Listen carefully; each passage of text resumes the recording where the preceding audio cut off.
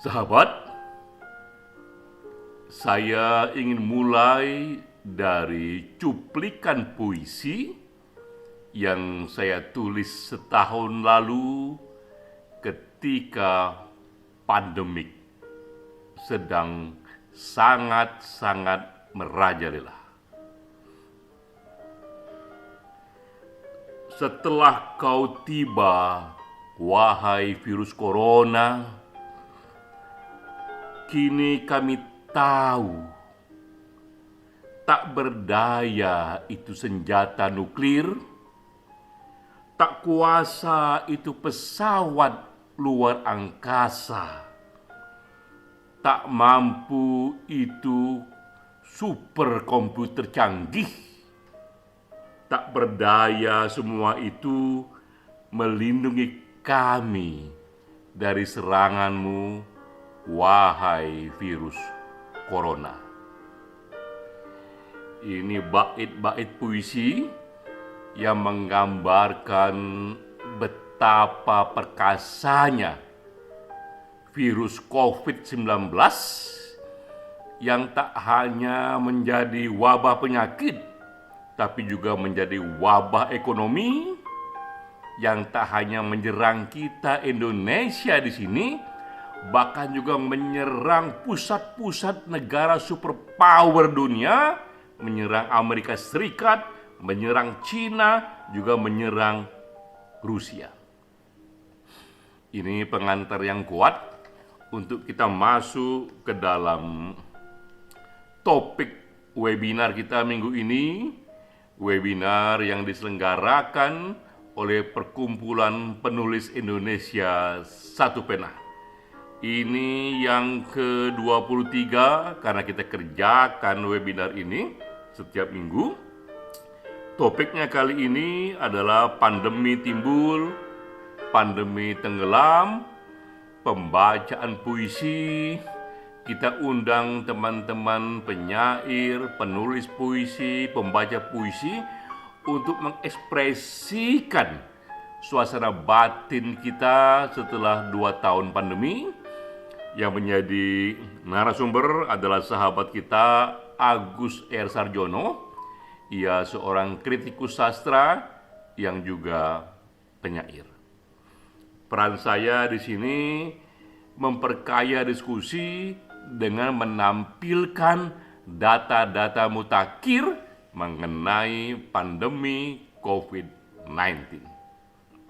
Saya mulai dulu dari berita yang kini menjadi tren dunia. Setelah 2 tahun, inilah yang sekarang banyak menjadi berita dunia, diwakili oleh BBC, yang isinya kira-kira menyatakan pandemi memasuki babak akhir. Ini judul dari BBC News. Endemic COVID. Is the pandemic entering its end game? Akankah COVID ini pandeminya memasuki babak akhir berganti dengan endemi? Nah, dari berbagai negara soal ini, Inggrislah yang paling maju, yang sudah membuat deklarasi. Bahkan Perdana Menterinya sendiri sudah menyatakan secara resmi bahwa Britain is moving beyond the pandemic. Bahwa Inggris akan pergi melampaui pandemik akan tuntas.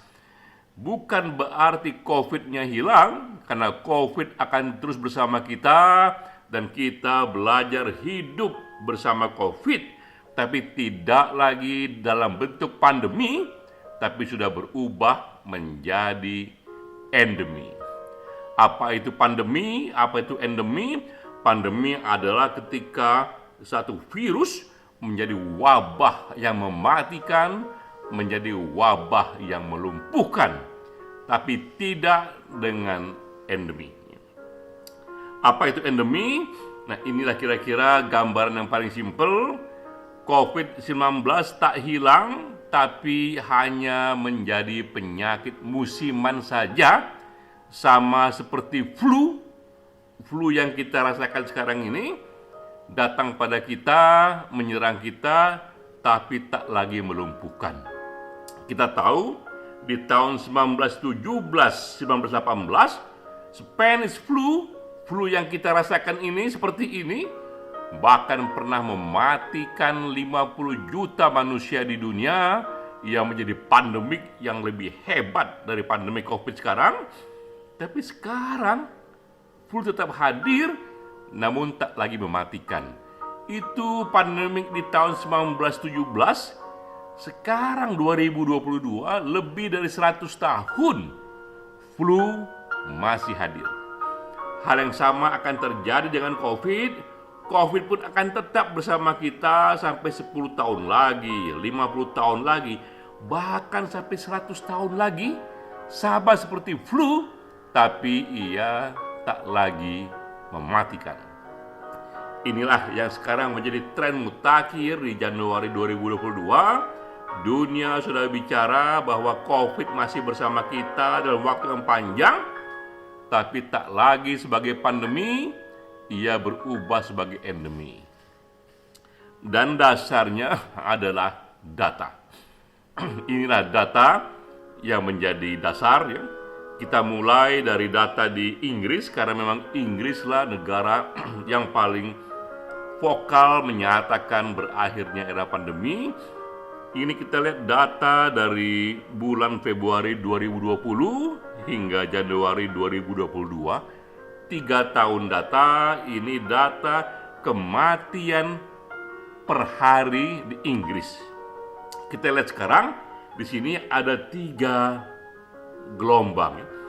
Tapi kini kematian di Inggris jauh-jauh menurun. Kematian harian, puncaknya pernah ini di tahun 2020, ya.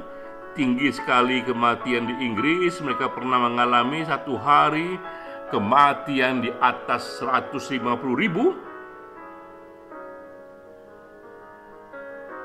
Kematian per hari di atas 1.500 orang, ya. Saya ralat kematian per hari di Inggris pernah sampai 1.500 orang per hari, tapi kini yang mati hanya di bawah 400 saja. Jadi kita lihat di sini, mengapa orang meyakini virus berhenti sebagai pandemi, berubah sebagai endemi, karena data menunjukkan kematian per hari menurun jauh lebih kecil, ya. Bisa dikatakan dibanding puncaknya, sekarang ini yang mati per hari tinggal hanya 25% saja dibanding di puncak pandemi. Nah, tapi ini data berikutnya. Data menunjukkan bahkan di tahun 2021 yang tertular oleh virus corona jauh lebih banyak ketimbang di tahun 2020. Ini data yang unik, ya. Secara data yang tertular justru lebih banyak, tapi yang mati justru lebih sedikit. Itulah yang membuat pemerintah, saintis, juga banyak para pemimpin yang mengerti soal virus dan COVID menyatakan bahwa COVID sudah berhenti menjadi virus yang mematikan. Karena data menunjukkan walau yang tertular itu tak kalah banyak, bahkan lebih banyak, tapi angka kematiannya justru menurun. Itu yang penting. Angka kematian itulah yang penting menjadi tolak ukur utama. Nah, kita lihat juga data dunia. Ini juga data dunia dari tahun 2020 hingga 2022. Kita lihat di sini grafiknya justru yang tertular jauh lebih banyak. Itu ujung dari grafiknya jauh lebih tinggi ketimbang di tahun 2021 atau di tahun 2020. Di awal tahun 2022 justru yang tertular lebih banyak. Namun sekali lagi yang mati, yang wafat harian jauh lebih sedikit. Kita lihat grafiknya, itu di tahun 2022 yang mati, yang wafat harian karena COVID jauh lebih sedikit. Jadi itu trennya, yang tertular tak kalah banyaknya, bahkan lebih banyak, tapi yang mati jauh lebih sedikit. Itulah tren dunia yang melandasi para pemimpin menyatakan kita memasuki babak akhir dari pandemi. Nah, Indonesia lebih beruntung. Kita lihat data di sini, itu ada grafik yang tinggi sekali, kemudian menurun kembali. Di tahun 2021 akhir, mulai dari September, yang tertular menurunnya sangat-sangat tajam hingga Januari 2022. Jadi di Indonesia bahkan yang tertular COVID pun jauh lebih menurun. Dan ini data berikutnya, yang mati, yang wafat harian karena COVID sejak Agustus 2021 hingga 2022, itu grafiknya kita lihat, dia pernah kurvanya puncak sekali, setelah itu jauh menurun dan akhirnya landai di Januari 2020, yang wafat, yang mati harian karena COVID juga jauh lebih sedikit. Itu tren data yang ada, dan langsung kita bertanya, why? Apa yang menjadi penyebabnya?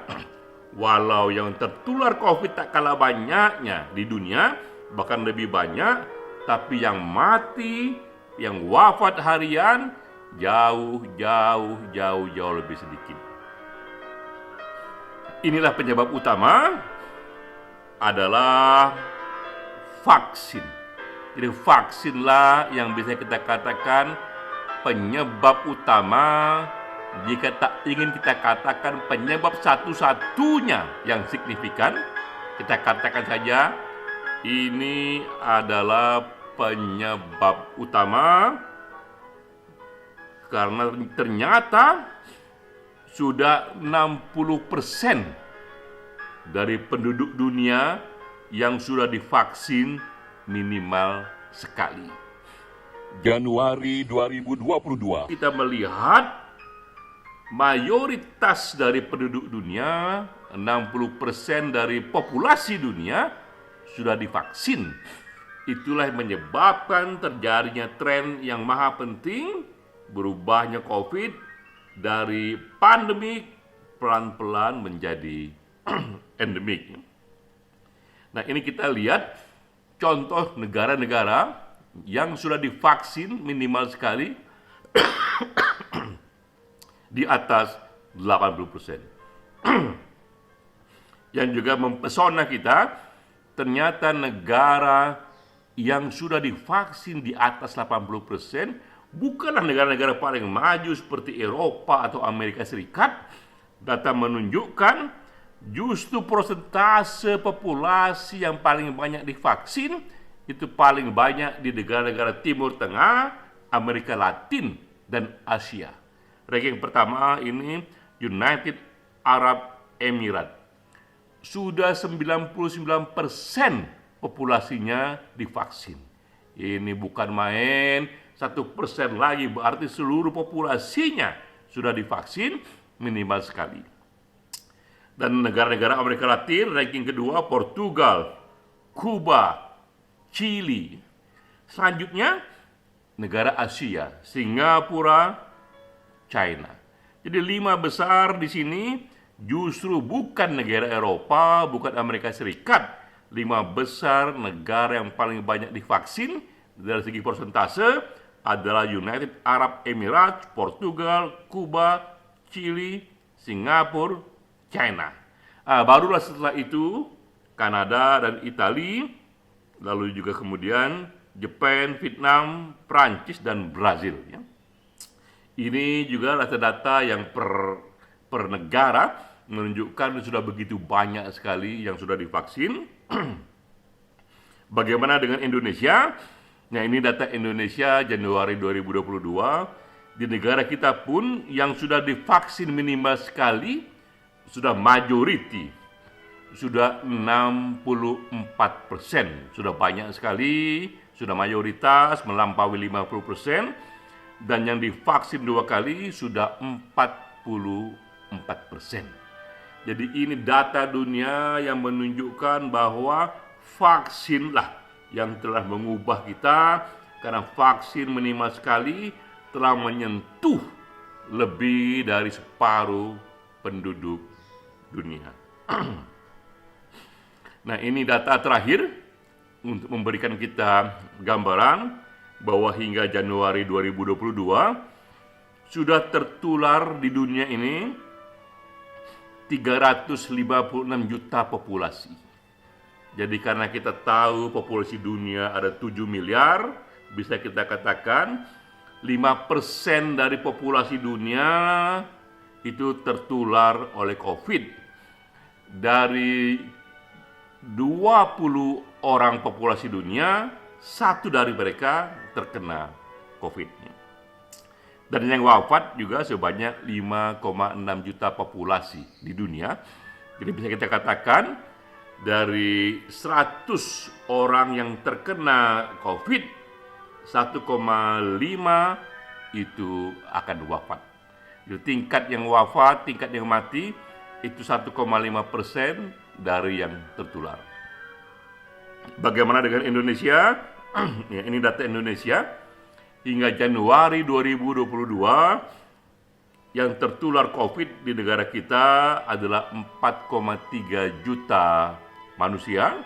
Karena populasi kita sekitar 250 juta, bisa kita katakan sekitar 2% dari populasi Indonesia tertular COVID. Dari 100 orang yang ada di Indonesia, 2 di antara 100 itu ia terkena COVID. Dan yang wafat hingga kini totalnya sekitar 144.000. Juga bisa kita katakan dari 3,5% yang tertular, dia akan wafat.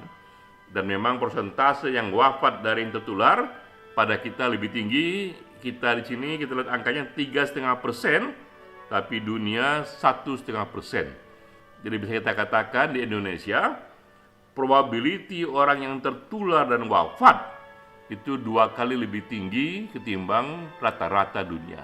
Dunia 1,5% dari yang tertular, pada kita 3,5% dari yang tertular. Itulah data mutakhir yang kita peroleh pada bulan Januari 2022. COVID tetap akan bersama kita sebagaimana flu, tetap bersama kita 5 tahun lagi, 10 tahun lagi, 50 tahun lagi, mungkin juga sampai 100 tahun lagi sebagaimana flu, tapi COVID pelan-pelan tak lagi menjadi pandemi, tak lagi ia membahayakan karena ia berubah menjadi endemi, menjadi penyakit musiman saja. Saya tutup pengantar ini dengan membacakan puisi, cuplikan puisi dari puisi yang saya tulis setahun yang lalu soal virus corona.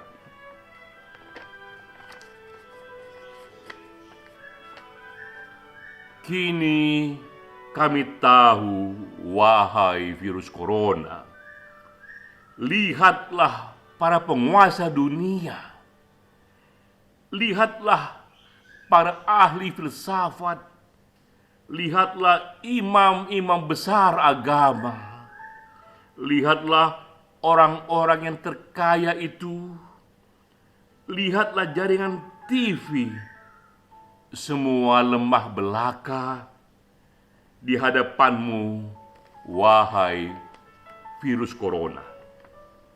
Tapi kini Raja Agung telah tiba, tapi kini pelindung perkasa telah datang. Ia bernama vaksin. Kau tetap di sini bersama kami, wahai virus corona, tapi cakarmu tak lagi tajam, tapi taringmu tak lagi mematikan kami. 2 tahun sudah kau merajalela. Wahai pandemi, cukuplah sudah. Salam.